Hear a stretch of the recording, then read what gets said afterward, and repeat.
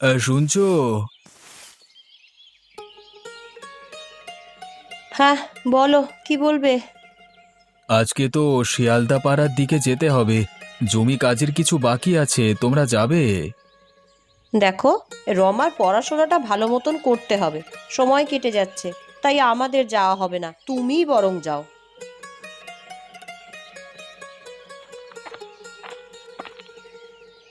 মা, ও মা, আমি অনেক পড়াশোনা করতে চাই। কাল থেকে আমার স্কুল তো শুরু হবে।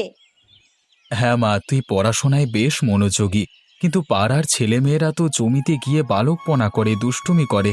তুই যদি পড়তে মনোযোগী হোস, দেখবি অনেক ভালো ফল হবে তোর। তুমি ঠিক বলেছ, কিন্তু তুমি তো কাজের সময় বাইরে চলে যাও, সংসার কিভাবে চলবে? জীবন তো এমনই চলে, যেখানে কষ্ট সেখানেই ফসল। তুমি আর রমা ভালো থাকলেই তো আমি শান্তি পাবো। বাবা, আমি পড়াশোনায় আরো মন দেব, আর ঠিক মতন রেজাল্ট করব, তারপর চাকরি করব, আমাদের অনেক টাকা হবে। তোকে নিয়ে আমার অনেক স্বপ্ন রে মা। তুই বড় হবি, গ্রামের মুখ উজ্জ্বল করবি। পড়াশোনা করলেই তো একদিনে বড় হবি না। যেদিন হবি সেদিন আর সবাই বলবে কি সুন্দর কাজ করলি, মনে রাখবি তো? হ্যাঁ বাবা, আমি জানি, আমার মনে থাকবে। আমার লক্ষ্মী মেয়ে। নীলিমা, আমাকে একটু জল দাও, বড্ড তেষ্টা পেয়েছে গো। হ্যাঁ, এ দিচ্ছি গো। আচ্ছা রমা, তুমি বড় হয়ে কি হতে চাও?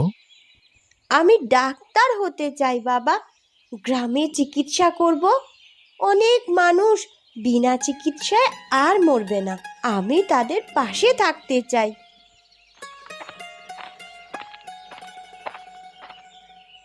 এই নাও।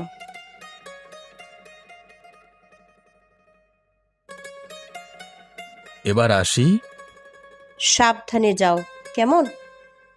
কিছু চিন্তা করো না, তুমি এত ভয় পেও না। ভয় পাওয়ার কিছু নেই।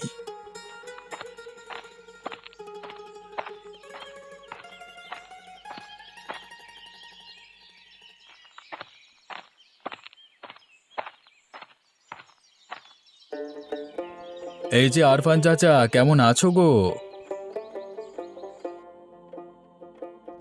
কেটে যাচ্ছে যেমন তেমন করে। এবারে চাষের কি খবর? দেখো, কাজ করতে তো ভালো লাগে না, তবুও আজকাল বাঁচতে হলে তো খেতেই হবে, কাজও করতে হবে। আজকাল তো আগের মতো আর ফসল ভালো পাওয়া যায় না। খেতে যা জমি ছিল তা বিক্রি করে দিতে হয়েছে, অন্যের জমিতে কাজ করতে হচ্ছে আমাকে। হ্যাঁ হ্যাঁ, কিছুই তো আর আগের মতো নেই। এই মাটির কাছে অনেক কিছু ঋণ হয়ে গেছে, কিন্তু এই মাটি তো আমাদের বাঁচানোর একমাত্র আশা ছিল। ঠিক বলেছ চাচা, সবকিছু তো বদলে গেছে, কিন্তু কিছুই যেন ঠিকঠাক নেই। আমরা যে খুব কষ্টে আছি সবাই। আমরা আর কোনোদিন ভালো থাকবো না বলে মনে হয়, দিনের পর দিন কষ্ট বেড়েই চলেছে। তবে কি কিছুই পরিবর্তন হবে না আমাদের? সবাই তো চাইছে কিছু ভালো হোক, কিন্তু আজকাল কিছুই পাল্টায় না। দিন দিন বাচ্চারা তো বড় হচ্ছে, তাদের খাবার দিয়ে বাঁচিয়ে রাখতে হবে, কিন্তু জানি না এই কষ্টের দিন কবে শেষ হবে। জানি চাচা, জানি, তবে আমাদের অনেক লড়াই করতে হবে। সেই লড়াই কবে যে শেষ হবে তাও জানি না। তুমি এখন কোথায় চললে? সামান্য কিছু চাষ করেছি, জমিতে জল দিতে হবে তাই যেতে হচ্ছে। একটা কথা ছিল তো। বলো চাচা। জমিদার বাবুর সাথে আমাদের কষ্টের কথা বলা দরকার, উনি যদি আমাদের পাশে থাকেন তাহলে বেঁচে যাই। ঠিক আছে, আমিও থাকব। সকলে আমাদের চাষের কথা জানাবো, যদি আগের মতো ওনার জমিগুলো চাষ করতে দেন। হ্যাঁ, তাহলে খুব ভালো হয়। এখন আসি কেমন?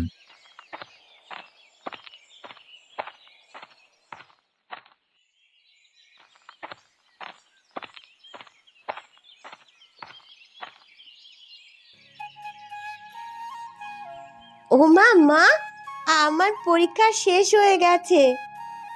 বাহ, খুব ভালো। তা পরীক্ষা কেমন হলো রে? খুব ভালো হয়েছে, সব প্রশ্নের উত্তর লিখেছি আমি। তাহলে বাড়ি গিয়ে বরং ভাত খেয়ে নিস, তোর জন্য ভাত বাড়া আছে। মা, তুমি এগুলো মাথায় নিয়ে কোথায় যাবে? ও পাড়ায় একজনের বাড়িতে দিতে যাব।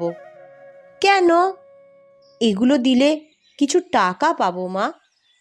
আমরা খুব গরিব, তাই না মা? তাই তোমাকে এত পরিশ্রম করতে হচ্ছে। এই ধান ক্ষেতগুলো একসময় আমাদের পরিবারকে অনেক কিছু দিয়েছে রে। এখন কিছুই নেই। একসময় তো আবাদি জমি ছিল, এখন দেখ তো কি হয়েছে। মা, আমরা তো খেতে পাচ্ছি না কিছু, খুব কষ্ট আমাদের, তাই না? অর্থের অভাব কি জানিস রমা? কিভাবে স্কুলে পাঠাবো রে তোকে, আর কিভাবেই আমাদের জমির খরচ চালাবো, সবকিছুই যেন হারিয়ে যাচ্ছে। হ্যাঁ গো, তবে কি আমাদের একটুও ভালো দিন আসবে না? আমাদের তো কিছুই বাঁচিয়ে রাখতে পারছি না।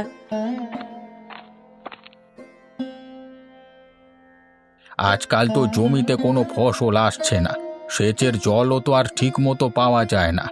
আমার জমির সেই পুরনো প্রাণ কোথায় হারিয়ে গেল। হ্যাঁ আরফান চাচা, একদিন তো মনে হচ্ছিল এই মাঠে ফসলের ঢেউ তুলে দিত। এখন কি বলবো চাচা, জলও তো আর পাওয়া যায় না, চাষের জলের খুব অভাব। কিছুই আর ঠিকঠাক হচ্ছে না। তবে কি আর আমরা কখনই কিছু ভালো পাবো না? আমরা তো নিজের হাতেই মাটি নষ্ট করে ফেলছি। কিন্তু বিকাশ, আমাদের তো কিছুদিন আগেও আশা ছিল, মনে হয়েছিল কিছু একটা ভালো হবে। তবে কি ভালো কিছু হবে? সবই তো যেন দূর হয়ে যাচ্ছে। বিকাশ, তুই কি দেখছিস আমার জমির অবস্থাটা? এতগুলো জমি, তোদের জমি তো কিছুই নেই। এইটা দেখতে দেখতে তুইও বুঝতে পারবি আসলে কি মজা। আপনাদের জমি তো অনেক সুরেন বাবু, কিন্তু আমাদেরও তো একসময় ছিল কিছু। আমরা তো এখন আর কিচ্ছু পাবো না। আরে কিছু কি পাবি, তোরা তো জন্মেছিসই গরিব হয়ে। এই জায়গাতে তোর ভাগ্যটা ছিল এমন। সবার কাছে তো একটা জায়গা, একে একে সবাই জানে আবার এই জমি এবং সম্পত্তির দামই সবচেয়ে বেশি। তবে আপনি আমাদের রক্ষা করতে পারেন। হ্যাঁ, তোমরা বুঝতেই পারবে না, গরিব গরিবই রয়ে যাবে, আমি আর কিছু বলবো না। আপনি কি আমাদের কিছু বুঝবেন না জমিদার মশাই?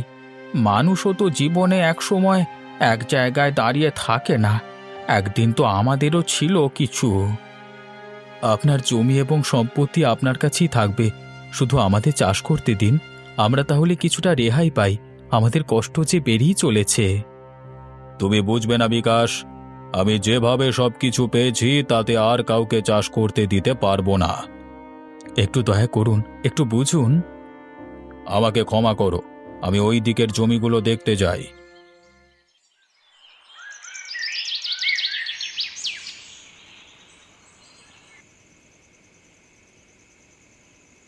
কি বলবো নীলিমা, আর কতদিন এইভাবে বাঁচবো?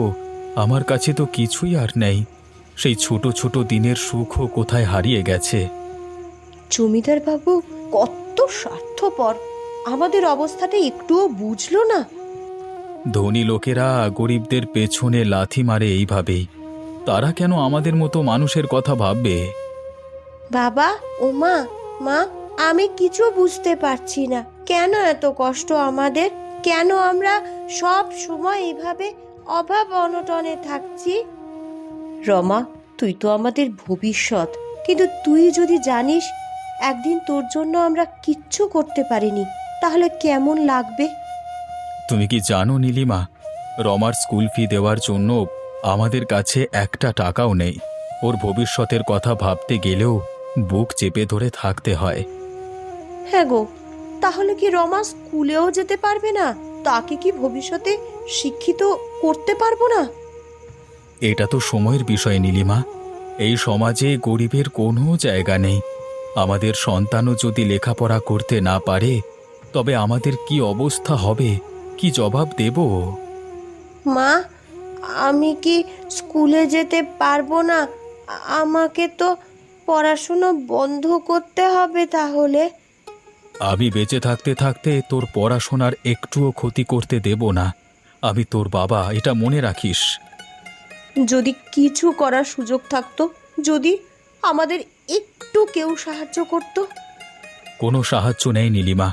আমাদের গ্রামে যে ধনী গরিবের পার্থক্য সেটা তো সবার জানা। কেউ কি আমাদের হাত বাড়িয়ে সাহায্য করবে?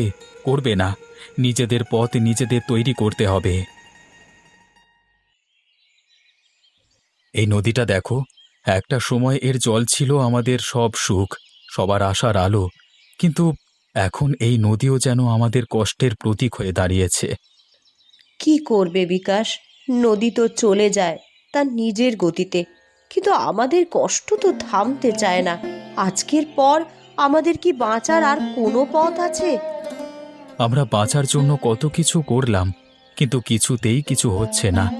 নদী তো চলেই যায়, কিন্তু আমাদের জীবন কেন থেকে যায়? বাবা, আমি কিছু বুঝতে পারছি না। আমাদের তো কিছু করা উচিত, তাই না? আমি যদি পড়াশোনা করি তবে তো কিছু একটা হতে পারে। তুই জানিস মা রমা, পড়াশোনার পেছনে খরচও তো করতেই হয়, আর আমাদের তো কিছুই নেই। কিছু একটা পথ বের করো তুমি। এভাবে আর হয় না, অন্তত বাচ্চাটার কথা ভেবে। কিছু না কিছু করবই রে নীলিমা। জানো, একটা সময় ছিল যখন আমি ভাবতাম এই নদী আমাদের ভাগ্য ফিরিয়ে আনতো, কিন্তু এখন মনে হয় এই নদীও আমাদের সাথে খেলা করছে। ঠিকই বলেছ বিকাশ, কেমন যেন শ্মশান হয়ে গেছে সব কিছু।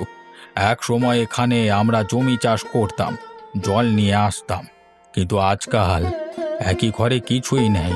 খরচ বাড়ছে আর জীবন তো বড্ড কঠিন হয়ে যাচ্ছে। তুমিও বুঝতে পারছো আরফান চাচা, আমাদের পেছনে আর কেউ নেই। একসময় কষ্ট হলেও কিছু আশা ছিল, কিন্তু এখন তো আশা নিরাশার মাঝামাঝি যেন আটকে পড়েছি। কিন্তু বাবা, আমি তো কিছু চাই না।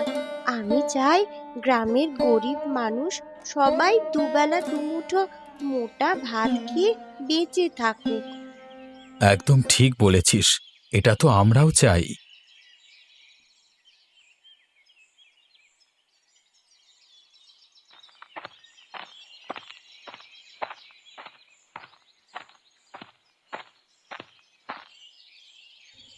এই মেয়ে, কোথায় যাবি? জমিদার বাবুর সাথে আমি দেখা করব। দেখা হবে না, উনি খেয়ে দিয়ে বিশ্রাম নিচ্ছেন, তুই পরে আয়। গরিবের পেটে লাথি মেরে উনি বিশ্রাম নিচ্ছেন? এই মেয়ে, দাঁড়া দাঁড়া বলছি। জমিদার বাবু, আপনি কোথায়? আপনার সাথে আমার কথা আছে।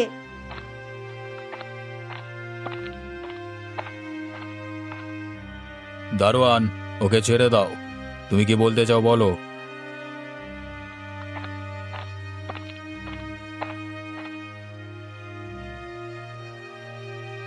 আপনি গ্রামের একজন মহান ধনী ব্যক্তি। গ্রামের মানুষদের কেমন করে চলছে সেই খবর আপনার রাখার দরকার নেই, তাই না জমিদার বাবু? সেসব খবর আমি রেখে কি করব? আমি তো আর ভগবান নই। তুমি চলে যাও এখান থেকে।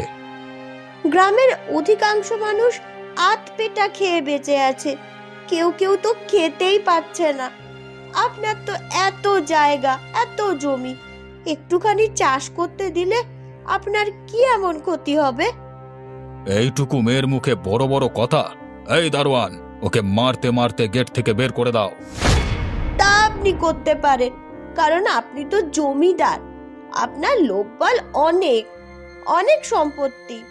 কিন্তু মনে রাখবেন, আপনি আপনার বিবেকের কাছ থেকে কোনো দিনও কোনো ক্ষমা পাবেন না।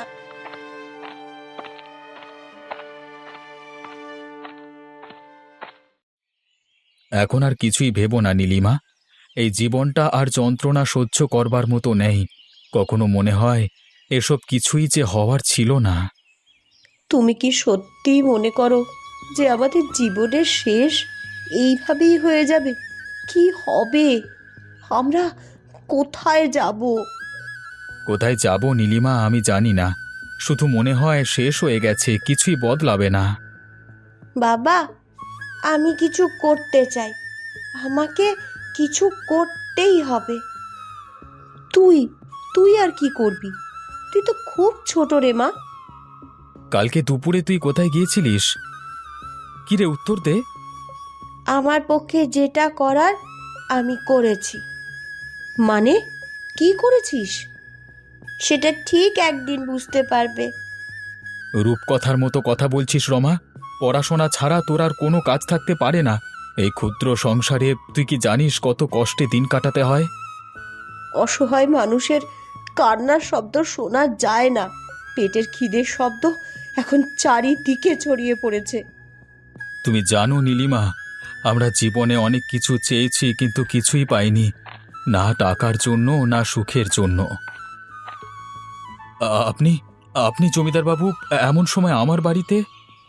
ক্ষমা চাইতে এলাম। ছি ছি, এরকম বলে আমাদের অপরাধী করবেন না। বিকাশ, আমার অনেক বড় ভুল হয়ে গেছে। তুমি কেন এত চিন্তা করছো? জীবন তো এরকমই। আমি তো জানি তুমি একটু অসুবিধায় আছো, কিন্তু আমি সাহায্য করতে পারি, তুমি চিন্তা করো না। সুরেনবাবু, আপনার সাহায্য আমাদের কাছে প্রাণ। আপনার সাহায্য আমাদের মনের ক্ষত মুছে দেবে। তুমি যদি সাহায্য না চাও তবে আমি খুব কষ্ট পাব। তোমরা আবার চাষবাস শুরু করো কাল থেকে, আমি জমি দেব। তাহলে আমাদের শুধু না, গ্রামের সকলের বড্ড উপকার হয়। আমি আসি, অনেকের বাড়িতে যেতে হবে।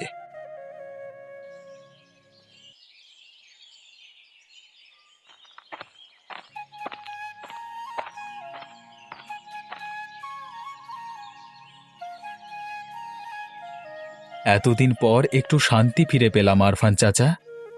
যেন স্বস্তির নিঃশ্বাস ফেলতে পারছি বিকাশ ভাই। আমার গ্রামের সুরেনবাবু বাইরে কঠোর আর ভেতরটা কত নরম। আমাদের মতো গরিব মানুষদের কষ্ট বোঝেন।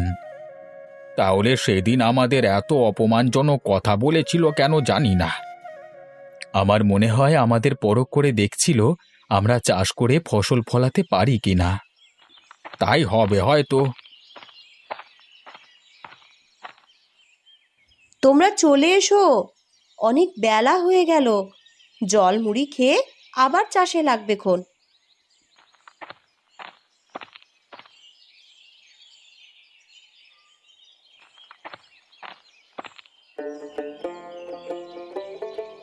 বাবা, ও বাবা, আমি ফার্স্ট হয়েছি। আরফান চাচা, দেখলে আমার রমামা ফার্স্ট হয়েছে। কার মেয়ে দেখতে হবে তো। আমি আসছি এখন। ঠিক আছে মা, সাবধানে যা।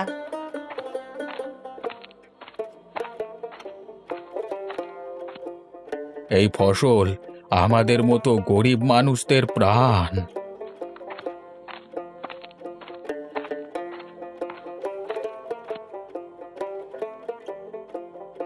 কি বিকাশ, কি করছো? আমাকে এই চিনেছিলে? আমি জানি আজকের দিনে জীবনটা অনেক কঠিন, কিন্তু তুমি জানো আমি তোমাদের সাহায্য করবার চেষ্টা করেছি। তবে আমার চোখ খুলে দিয়েছে তোমারই মেয়ে। হয়তো কিছু ভুল করেছি, কিন্তু কখনোই তোমাদের ছোট করবার উদ্দেশ্য ছিল না। সুরেনবাবু, আমরা জীবনে অনেক কিছু হারিয়েছি, তবে সব কিছু হারানোর পর এখন নতুন কিছু পাওয়ার আশায় ছিলাম, আর সেই আশা আপনি পূরণ করে দিয়েছেন। জমিদার বাবু, এই ঋণ আপনার কোনো দিনই শোধ করতে পারবো না। আপনারা কেউ জানেন না, সেদিন রমা, ওইটুকু মেয়ে, আমার জ্ঞানের চোখ খুলে দিয়েছিল। আমি কত বোকা।